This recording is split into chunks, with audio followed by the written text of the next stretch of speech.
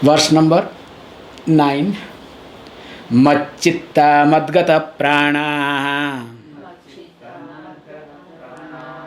bodhayantah parasparam kathayantascha mam nityam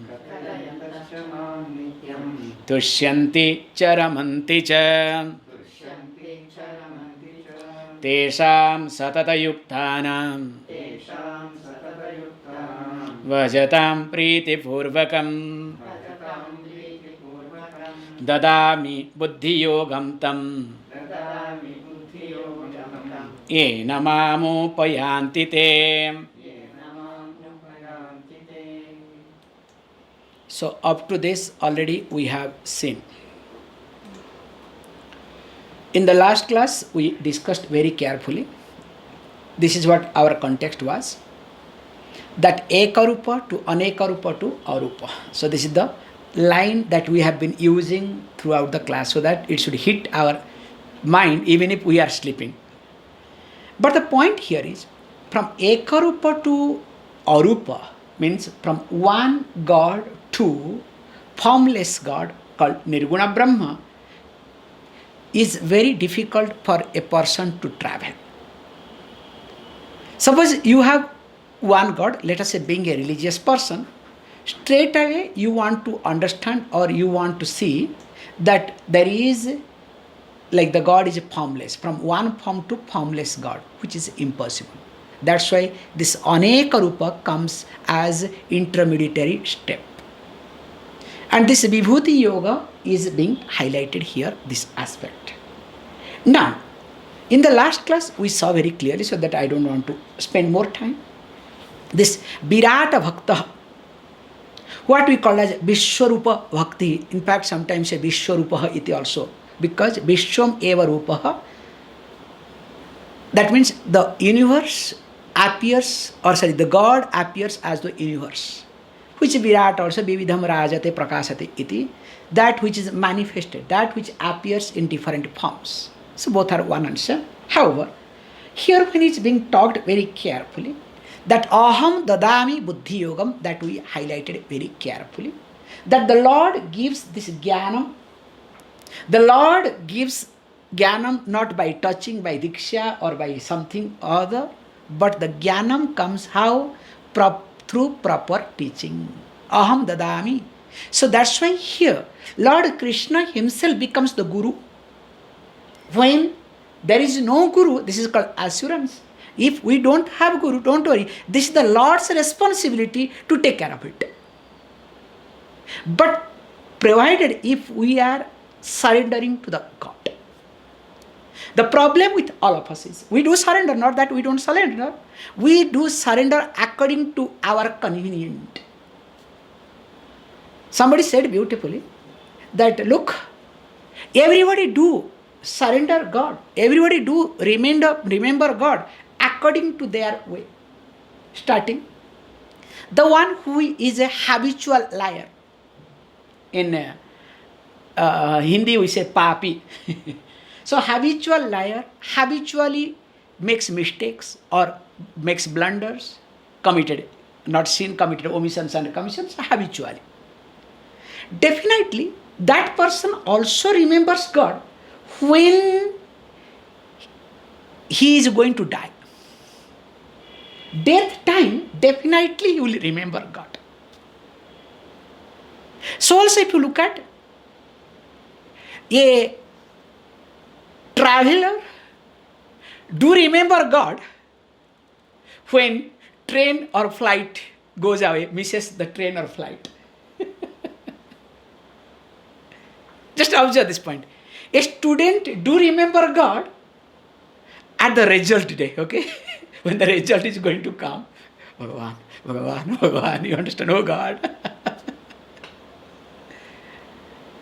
And a thief remembers God when he is cut.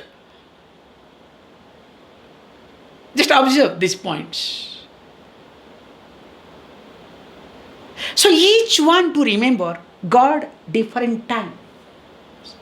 And moreover, a seeker, this is what your point, remembers God all the time. So it's not that we don't remember God. A diseased person also do remember God. Old person remembers God. But each one do remember God differently according to their need. So here, when I do remember, because of understanding or surrender, both. Because we all have conditional surrendering, conditional acceptance. I do accept God as long as God is going to fulfill or address my problem. The day God does not accept, it's like no present day relationship, okay? You know better, okay? See, it's not olden days present relationship. Olden day we had, in fact, all of you, don't worry. In India also is going in that way. So there is no difference because this is called contribution of globalization. You look at your grandparents. This is the only one generation difference between you and India, nothing much, okay? Look at your grandparents. In grandparents, relationship was accepted unconditionally. They got married or they lived together. Not that they were happy, everything was very great, but they accepted. Unconditionally, they had to accept. Can you see this point? I'm highlighting this concept. Unconditionally, they accepted each other. Not that it was matching perfectly, okay? No way it was matching. At least your generation at least trying to match some way or other. But you accept a boy or girl conditionally. And because you accept conditionally, in your life you have more pain, more anxiety, more insecurity. Do you understand this point? Nowadays, the whole generation is completely unstable. That instability comes not because of anything, because of conditioning that we all have.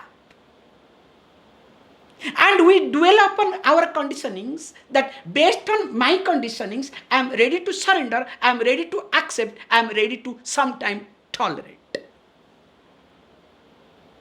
And that also I do extend to the Lord, to the God.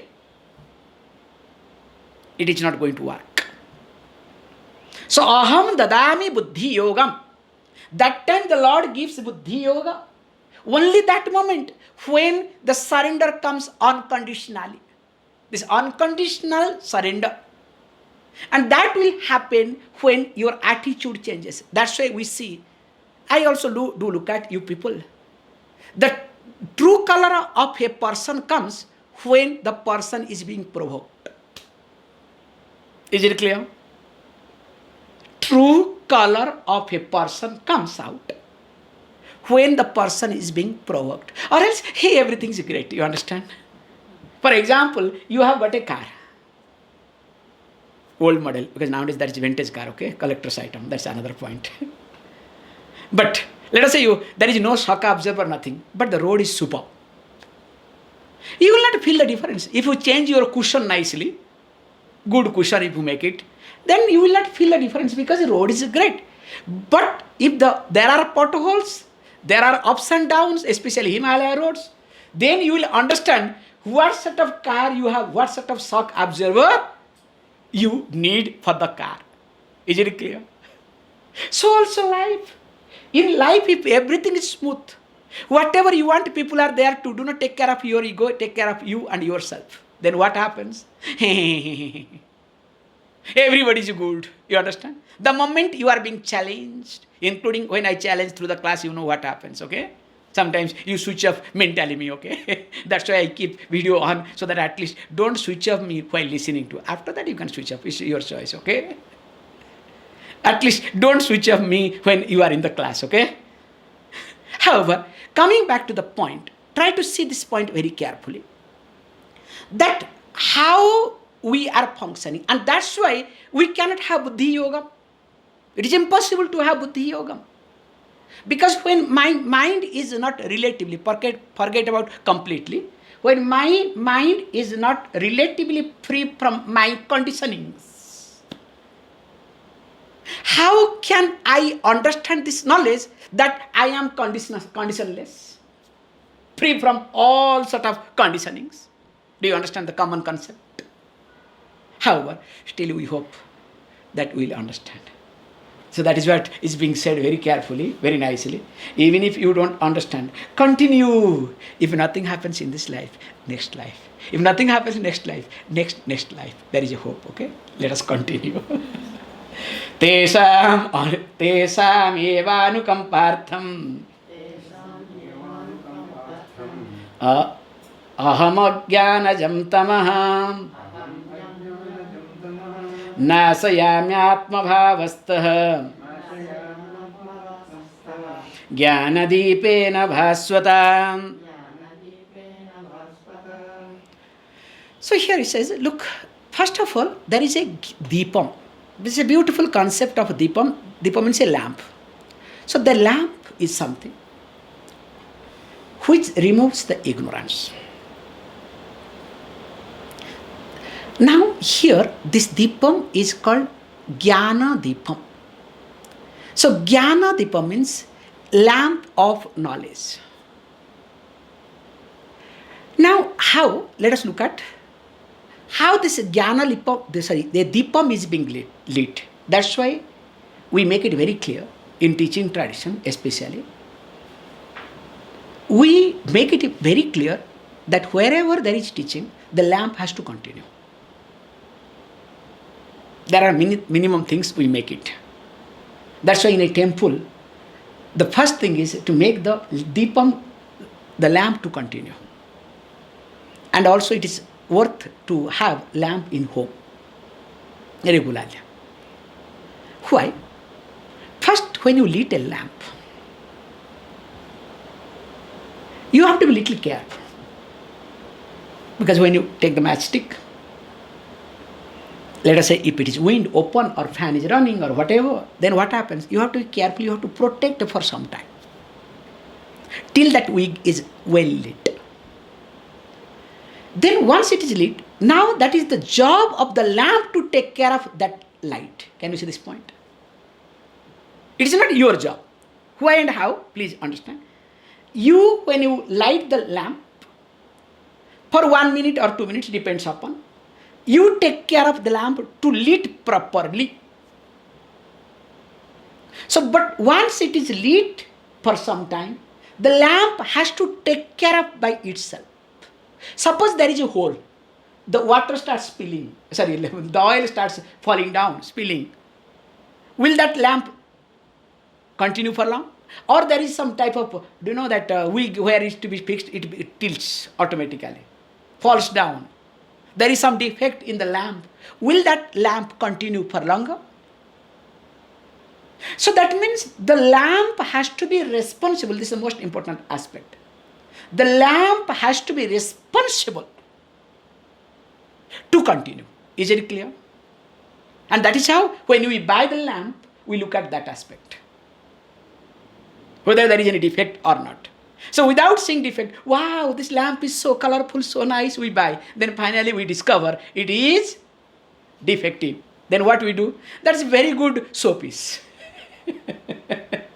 Now let us come back, teacher and student. So the teacher is holding, not matchbox, okay? Jim, so Diksha, now enlightened. You understand? Now knowledge is being lit. It's not like that, please. Through the teaching only, we'll be coming to that point. So the teacher lights the lamp. Now, teacher makes it very, because to communicate to you, Sravana and also Mananam, these two are being taken care of by the teacher and teaching. Please understand. Both Sravanam and Mananam, both are done by teacher for you. Because teacher not only talks, also gives you logic, makes your thinking weaker. Have you not observed? Your way of thinking, your likes and dislikes is being weakened through these logics. So that means what? Teacher and teaching both helps us to do Sravanam and Mananam together. But Nitidhyasanam teacher cannot help you. I'm sorry. If you have a barrier, suppose you are interested to write a PhD. There was a person I remember. So the person was with us for PhD. Very good note, everything is excellent, but the person didn't understand anything because his job was how to produce the papers. You understand? So there, Sravanam and Mananam happens very well. But there is no Nitidhyasanam, neither while listening or not later on. Coming to the point, now the lamp is being lit. Now, being a student, you need to maintain that knowledge. Can you see this point? That maintaining that knowledge is completely in your hand. And how it will happen? He says beautifully, Anukampartham, Tesham eva Anukampartham. So for them only, Anukampartham, out of compassion. So unless the teacher feels compassion for a student, you cannot force a teacher. You cannot demand a teacher. Nowadays, I pay you. I have paid a donation to you. Swamiji, you have to teach me what is Brahman. You understand? I am not telling you jokes. Look at yourself. So nowadays student wants to buy teacher in different way. And not only they buy, later on they want to say, look, didn't I give you? Didn't I do for you? Didn't I do for your organization? I get sometimes this complaint, okay? That's why I'm sharing pouring out my frustrations in front of you here only. Because I cannot pour out any other place, okay? And this is the beautiful forum to pour out. And remember, all are recorded, okay? Even if after 20 years your children, grandchildren will listen to you, okay? Listen to this. Be careful. So, didn't I do for you? Didn't I do for your organization? Hey, who asked you to do for me? Am I a beggar or what? Huh? Do I need you or what? Do I need your things or what? Anyway, this is your problem, not my problem. But this is my frustration. I am pouring it out openly, okay? Coming back to the point. So, anukampa. The compassion has to come. Because compassion is something has to flow. So that means the teacher must have the empathy, not sympathy. But you people only want sympathy, not empathy. Can you see this difference? So this, to provoke the compassion of a teacher, the student has to work a lot. And how it will happen? He says beautifully, Atma bhavasta aham. So here the Ishvara says, when I do remaining in the thought of mind of the student, means the Ishvara when comes to the mind of the student, then only means Ishvara anukampa comes. That's why when Ishvara Krupa brings Guru Krupa brings Ishvara Krupa. Both are interlinked. As we discussed earlier very carefully, that because of Ishvara Anugraha, because of the blessing of Ishvara, the person is interested in non-duality thinking, Advaita Vasana, Punshaha or Purushasya sometimes comes, Punsham, Advaita Vasana. We saw also in Avadhuta Gita, that was the opening verse. Now, let us say the thought or desire to know the non-duality comes because of God's grace. But how to sustain? How this lamp to continue? You need teachers anukampa, teachers asivada, anugraha.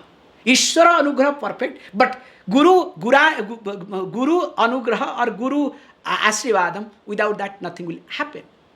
So that's why he says, Jnanadipena, the Jnanadipa can continue with the help of the teaching. Then only, Ajnanajam tamaha nasayami aham iti. With the help of this, now the tamas means here the ignorance, the laziness, or you can say your way of thinking. Please understand. The delusion that is born out of ignorance, which is in short called lack of discrimination, is being destroyed. Who destroys? Nasayami. Aham Ishvaraha nasayami iti. Lord Krishna says, Aham nasayam, Ishvara nasayati iti. It is the job of the Ishvara. Ishvara does the destruction. Ishvara nasayati iti. Aham nasayami. How is it possible? Let us look at this point very carefully. When we do look at this teaching especially, now with reference to teaching, teaching only takes care of our thinking.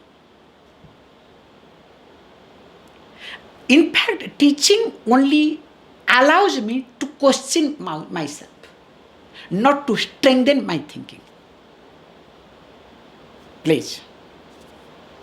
The teaching always allows you to question your thinking, to see your limitation, not to make you strong. But nowadays what happens? We take the help of Vedanta for what? Wow, beautiful logic. To strengthen my likes and dislikes. Because as you know, after listening few classes of Vedanta, you can justify anything and everything. It's very easy. And if you cannot justify anything, then you say, after all, everything is Maya. So that time one can slap you. Anyway, this also was Maya. You understand? So that's why one has to be very careful. The purpose of the teaching is nothing. To destroy my delusion that is born out of my ignorance. If the teaching does not help my discriminative power to be predominant at every stage, including when I am being provoked. Remember this part. That means teaching is not working. That's why we had a very good thinking from our childhood in India. In your country also I have seen few places, especially in your grandparents' ages, that youngsters were not allowed to talk in front of elders. Even if elders are wrong, we know they are 100% wrong. We used to give them due respect. In fact, I have grown up in that way. Sometimes they will be really, I don't want to stupid, it's a very small word, better the word can be used, okay? I'm sorry, with due respect. But we don't open our mouth. We do give them due respect because we understand. Later on now when I look back, really that has helped us to accept or to understand this knowledge. Suppose if you give back, like present generation, every parent wants to give free hand to their children. You create only idiots. And in their life, when there is some restriction or life teaches, they break down, they destroy. That's why emotionally we create only fragile people. And when we are surrounded by emotionally fragile people, now tell me, will you be emotionally strong? That's why a teacher also has to choose. Please understand. A teacher has to choose a proper student. Not anybody and everybody. Nowadays we are changing, but we don't have any choice because there is no student. Forget about anything, okay? Okay, come somebody, let us run the show. At least whether you are being benefited like now, to be very honest, whether you are being benefited from my teaching or not, I don't know. But I am being benefited because I am doing my nitidhyasanam through the teaching. This is truth. That's why whether you listen to me or not, whether you scold me behind or not, whether you praise me behind or not, makes no difference to me. I am grateful to you. I am thankful to you. Not because you are attending my class, but because you are giving me opportunity to dwell upon this teaching through this class. And I am very clear with all of you. Whether you like it or not, whether you accept it or not. So coming to the point, that means when the tamas is being destroyed, the laziness, the ignorance, the arrogance, and of course the lack of discrimination, means your habit takes over. If that is destroyed, definitely what happens? Now, teaching has done its job. In fact, with this, technically, Bhagavad Gita is completed. There is no need of continuation of Bhagavad Gita. Technically, actually it is over here. Because all the aspects is already covered. Jiva Swarupaha, Ishvara Swarupaha, relationship, and also tamas is being destroyed. What further you need? So that means 10th chapter, verse number 11 concludes Bhagavad Gita technically. But as you know, student cannot keep quiet. Student has a problem. In fact, because student has a problem, that's why he or she is a student. If the person doesn't have any problem, then he will become teacher. But the problem is, now everybody wants to be teacher. The moment you start sharing, talking something, you claim a teacher. I notice some of you also, who wants to claim as a teacher. God's sake. Let there not be any arrogance of you being teacher. However, let us not get into, because that is my personal way of talking. Later on, I'll talk some people. However, coming back to the point, here, one has to be very clear and careful that even though teaching is complete, now always this but word comes. Everything is good, but, and most important thing is that when a student starts putting butter on a teacher, Swamiji, you are good, so nice, so good. Oh, your words are so nice. I understood. What does it mean? Comes a list, okay? Now, let us read with this background. Arjuna Uvacha Param Brahma Param Dhama Pavitram Paramam Bhavan Purusham Saswatam Divyam Adidevam Vibhum Ahutva Samrushaya Sarve Devarshi Naradastatha Asito Devalo Vyasah Swayam Chaiva Vravishime. Also, again, one more verse is there. So let us read at a time, okay? Okay.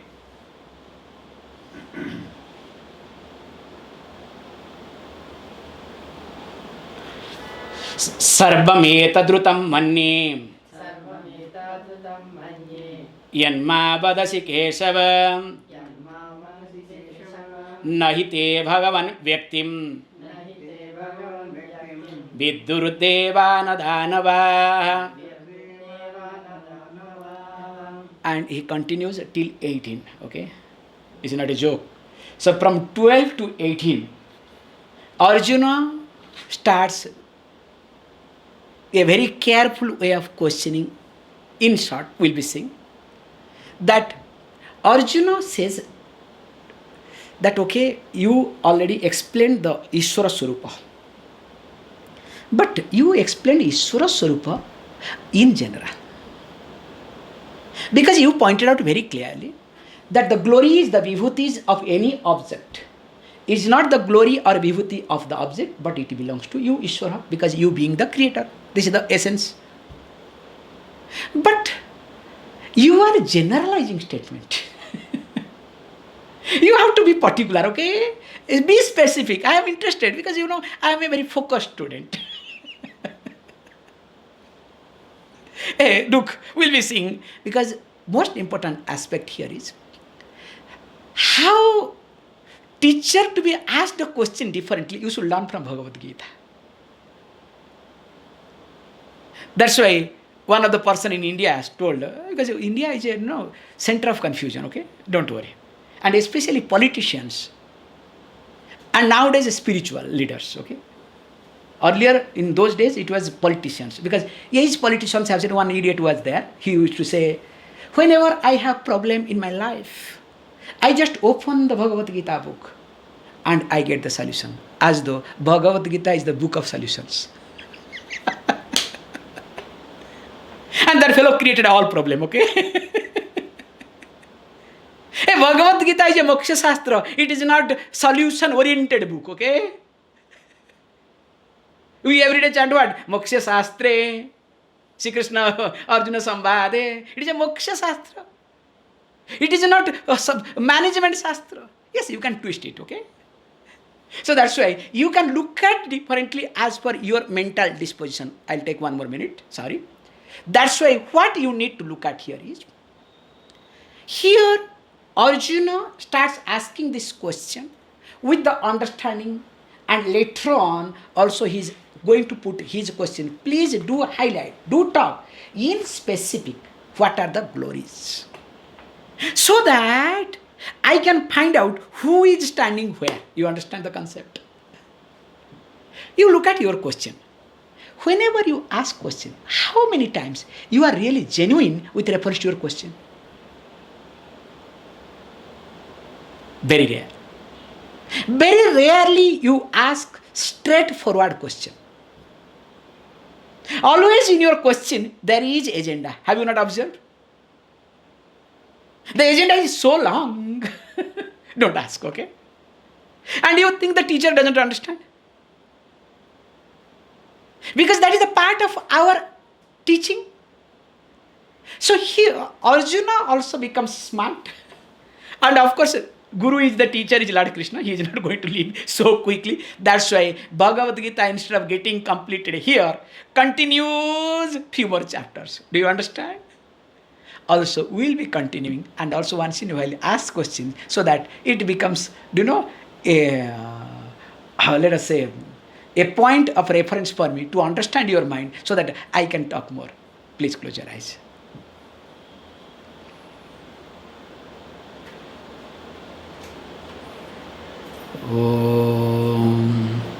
Om Purnamada Purnamidam Purnat Purnamudachyate Purnasya Purnamadhaya Purnameva Vashishyate. Om Shanti Shanti Shanti.